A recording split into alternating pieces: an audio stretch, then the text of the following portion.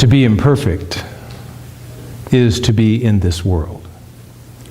And to be beautifully imperfect is to be recognized as a child of God. And so as we stand with one foot in spirit and one foot in the world, we see the imperfections and see how perfect they are. We see the imperfections as within ourselves as opportunities to bring forth God's love and energy and joy. And we begin to laugh at the things that show up in our life that we may have otherwise felt that were imperfect. But now they're perfectly imperfect as they show up in our life experience right now. I want to talk just briefly about an interesting experience I had this past week.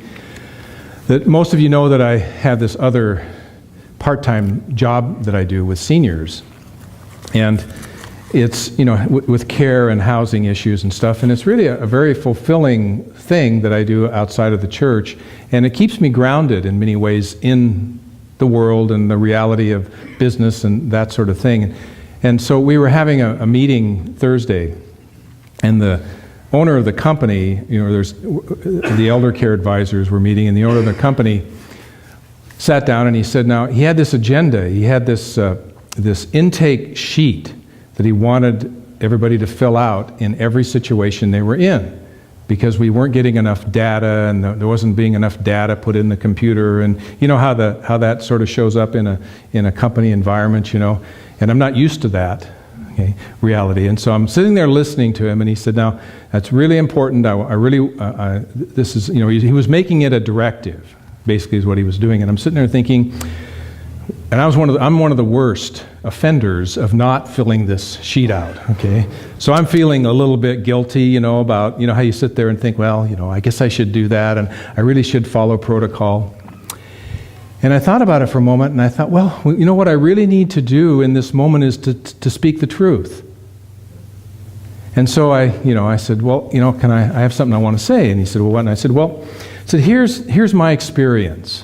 I said, when I meet with somebody, I feel that my job is to enter into a relational experience with them.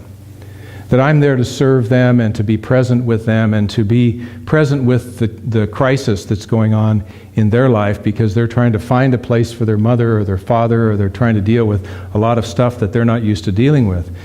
And so when I sit down with a notepad and I ask them to tell me their stories. And in the context of their stories, they share with me the things that I need to know about what's going on to do what it is that I do. And I'm concerned that if I sit down with this linear list of questions, that some of which aren't really relevant for most situations, that I won't have that opportunity to build that relationship, to be connected to them and to have that experience. Now, it doesn't hurt, having shared that, it doesn't hurt that I have the highest percentage of placements to people that I work with in the company. That I deal with less people and have more results, positive results. And so he looks at me, and this is the mindset of the owner. He looks at me and he says, never mind. Never mind. He got it.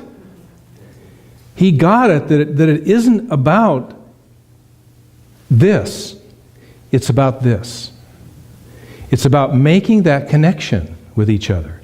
It's about being present to someone's life and what's going on in their life, because that's what we're looking for. That's what we need in our experience. That's what it is. I really honestly feel that's what it is to have one foot in spirit and one foot in the world, and to bring that present into whatever situation or experience that we might be in our life, because you and I, every one of us, is an urban shaman right now.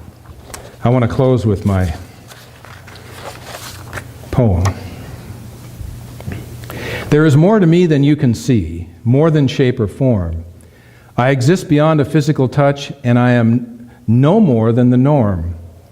There is a depth that exists in another realm that is so much a part of me. I know it is there as a blessing, and I know that it is meant to be. I am spirit as much as human, two realms that do exist, and when I remain ever conscious, I can move right out of the mist. Clarity becomes my experience, knowing that I am unique, that I need not conform to the outer, but I also don't need to be a freak. I can do my work in the silence, in every thought I hold in my heart, and transformation is right and natural, and that is how I do my part. With one foot firm in spirit and one foot in human form, I am an instrument of God's goodness, and clearly I have been reborn. Life becomes a rich adventure, a creative and wonderful time, filled with meaning and deep perception, doing the things that are clearly mine.